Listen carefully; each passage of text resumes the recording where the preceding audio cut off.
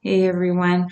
Today I want to share with you about my mother, and it's going to be in a couple of parts because her life was rich in history and what she endured as the child of a mother who hated her, as a victim of World War II in Austria as a teenager. In the subsequent episode, we will talk about her being a victim to my father, who uh, truly did not appreciate her as a woman, as a Christian, as a wife, and as a mother. So it molded my life in many ways. So I think in this first part, let's just talk about her histories. It's very interesting. And I was the one that was who she shared her stories with. If you have watched Wicked Sister, you know that there was no relationship there. My brother just wasn't receptive. And of course, she couldn't share with my father because he would ridicule her and criticize her at every angle. And I was a receptive soul. So I was recipient of many of her stories through the years. Some of them I didn't know until I was a teenager. Some of them she told me much later in life. So let's just start. So my mother's name was Hermine Anna Desideria Holt. She died at age 91, about 10 years ago. She was born around 1921. The original birth certificates were destroyed during the war. She did have a carbon copy that indicated that she was born in 1921. She was born to what she reported to be an aristocratic family. They were of Austro-Hungarian descent. They had a doll factory and were quite well to do. Her father was a policeman in Vienna, Austria. That's where she was born. She was a second born in that family. So the firstborn was a male and he died. And then my mother came, and her mother, also named Hermine, she absolutely hated my mother, and she proved it throughout the years. So what I was told was that at that time in the Catholic religion, to have a firstborn male child was a blessing to the family. Well, he died, and then the secondborn, my mother, was female, and she had reddish hair. It wasn't pure red, it was kind of a golden red. So my mother was rejected by her mother. Loved by her father, loved by her grandparents, and cared for by her grandparents. Many of the stories that she told were when she was with her grandparents. The very first survival story that she told me of was when she was just days old. Her mother had left a hot water bottle in the crib. It's the old-fashioned kind with really hot water where you screw the top on that rubber bag. Well, it was slightly open, whether it was intentional or not, nobody knows, but it leaked onto her leg. And she was so severely edematous that they called the doctor, and the doctor said that her chance of survival was minimal, and he would be back in the morning to sign the death certificate. But she survived it. So she survived to be abused by her mother, ridiculed, made to kneel on really ragged, splintered boards in the corner for punishment for what she didn't even know that she did, but she spent a lot of time kneeling in the corner. And her recount of that was that her father really couldn't protect her so much, and quite often that she would stay with her grandparents because of the abuse of her mother. So the second survival didn't have to do with her mother. She was walking home from school, and these boys were playing marbles, and a marble rolled towards her. She picked it up, and that boy was so angry he threw her into the ditch. Well, that would be the curbside. So if you just kind of think of the sewage running raw down the curb, like if you've ever read a Charles Dickens book or anything or watched a movie from that era, that it was just raw sewage. Well, she became very, very ill. She got an infection in her arm. She ended up with scarlet fever. She was hospitalized for a period of time. Well, she survived that, but it stunted her growth, and she became blind in one eye. I didn't even know that she was blind in one eye until I was a teenager. Can you believe it? She was an ophthalmic nurse, an eye nurse, and she was the right-hand nurse to an eye surgeon as a nurse in Scotland. Pretty amazing survival and way to rise above there too as well. The third occurrence of her almost dying was when the war came. So this would be the late 1930s. She would be still a student, a young teenager. The overtaking of Austria by Hitler, so the First Reich came in, and they had sent the students to a school out in the country for their protection. Well, the sirens went off, and the students were told to run from the school because the fear was that they would bomb the school, and they were told to run and hide in the bushes. So there was a girl in front of her that had these bright black patent leather shoes, and she was hiding underneath the bush ahead of my mother. Well, the plane must have caught the light off of the shoe, and my mother was yelling her to get your feet in underneath the bush. And the plane flew low and did the bullet run. If you've ever watched a movie of a war movie and you can see the line of the bullets hitting the ground, it missed them, but she survived that. The students survived that. She didn't talk about any students that had been killed, but she said on the underbelly of the plane, it was an American symbol. Kind of blows me away. I mean, she married an American man, a man from Kansas. So I don't want to believe it, but that's what she saw.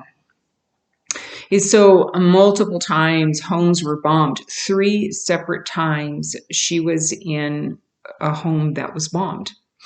A couple of them she was with her grandparents, and they all survived that as well. Then she had to be a lab tech on a ship that was for the Gestapo. Okay, this is another occurrence of survival. This is really remarkable to me. Okay, so they were stationed up in Norway, one of the straits up there. And on one of their leisure times, her and another tech were walking out into the ocean, and it went really far, really shallow. They were far out, and they didn't know this, but there were these sudden deep clefts in the ocean floor where they were walking. And my mother got pulled down into one of them, and she was just flailing. And this girl that she was with, she pulled her up and contained her, pulled her to a rock, and they were hanging on this rock. And as they were clinging to this rock out there, my mother felt something brush up against her. And she thought it was a fish, and she screamed, and she looked down. Do you know that it was a little boy who had died? They found out this boy was missing, but she said she would never forget. He had a white shirt and blue shorts, probably 3 or 4 years old. His shirt was still partially tucked in. He was face down, and he had blonde hair. So she again lost it, and her friend that was with her pulled her back to the rock. And they clung to the rock until a ship that was passing by in the distance created a wake. So they caught the wake, and that wave lifted them up and over that cleft so that they could go back to land. When they got back to land, people were absolutely astonished that they had made it back. Do you know what they found out? There was another tech that was in the ocean that day, her name was Anna. That's why my mother went by Anna, not Hermina. And she had died. So this could have been that Anna. Okay, you ready for the next one that she survived? These are just remarkable to me. So then her father wanted her to be able to leave until the war was over. I'm not sure of the timeline of this. It's just that he was taking her to a ship that would, not a ship, but a boat that would take her across the Seine River and to Italy, where his brother and wife lived until the war was over. So she remembered the gate closing and him just hanging on to the bars of the gate. And he called her Goldene for her golden hair, and him saying goodbye, Goldene. And that was the last time that she saw him. So a friend of hers saw her and said, "Oh, Anna, you need to come. My brother had his leg shot off. He's in the boat. Come down and see him. Please come and see him." So there was a Red Cross boat right next to the boat that she was to go on. So she went down with her friend into the hole and saw her friend's brother and other soldiers that were severely injured. And they were also going to go across the Seine to safety. Just as she got into the hole, the sirens went off again. Well, was planes again coming over. The ships, the boats just took off. So they both were going in a similar direction across the Seine. Do you know that the boat that she was supposed to be on was bombed and everyone died? So she was on this Red Cross boat and landed across safely. And she didn't know where she was. She remembered being cold and rainy and just being so cold and shivering, not knowing what to do and where to go. And she had dry bread in her pocket. She believed that she had the information for her uncle also in her pocket. Then she woke up. She must have passed out, and she woke up in a hospital. She said it was so beautiful. She woke up, and there is this nurse in white, the old traditional, the white uniform dress, the uniform hat, and the white curtains just flowing in the window. And it was bright and warm and sunny. And this loving smile of this nurse looking down on her. So she healed from that. We can call that survival too, right? And then she did make it to her uncle and aunt's home. The war ended shortly after that. So she would have been a young woman by this time, maybe 2021, I'm guessing, just by the timeline in the year that she was born. So to get them back to Austria, the next thing they had to do was get them over the mountain. There wasn't a safe way yet to get them back to Austria. So a Sherpa was hired, and there were many that were going back to Austria. So they followed the trail, and I believe it was the Dolomites. That's what I'm thinking, just from the location that she probably was in. But the trail was steep, it was rugged, it was long, and she remembered passing out. And this Sherpa had a flask of goat's milk, and he had it tucked underneath his coat. And he gave her to drink of the goat's milk. And she said, I remember just the warmth and the feeling of energy, and I was able to make it over the mountain. She didn't talk about getting back to any family members after that, but she never did see her father again. So I don't know what that timeline was, but she survived the war. Truly amazing. Strength, perseverance, and protection for her. So after the war was over, then she was to go to Scotland to be a nurse, and was taken on a journey to Scotland we have to cross the English Channel and take a train and so forth to get to where this school was. So I'll tell you this last bit, and then we'll stop for today on her story, and then we'll pick it up for nursing school, okay?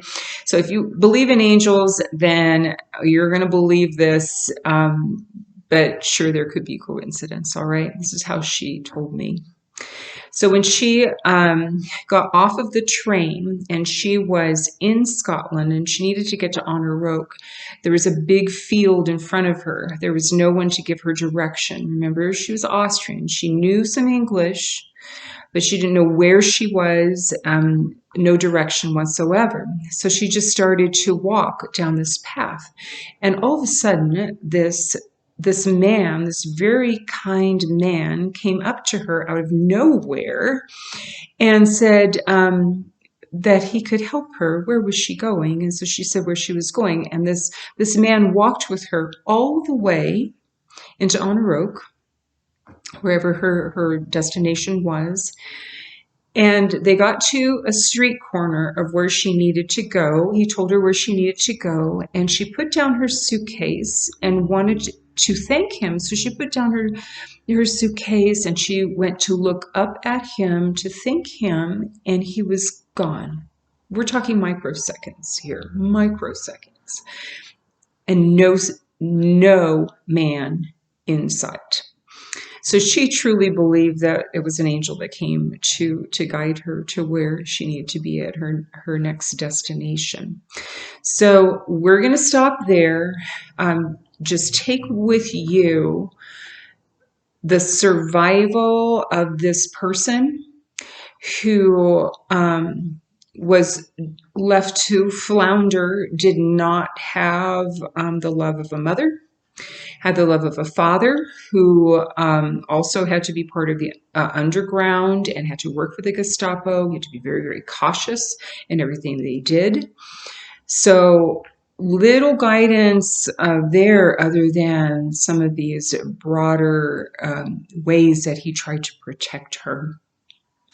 So we'll pick up at her nursing in Scotland, some more interesting information, and we'll move on to how she met my father and some of her survival in that marriage. Okay, so stick with me. This is fascinating. Okay, later.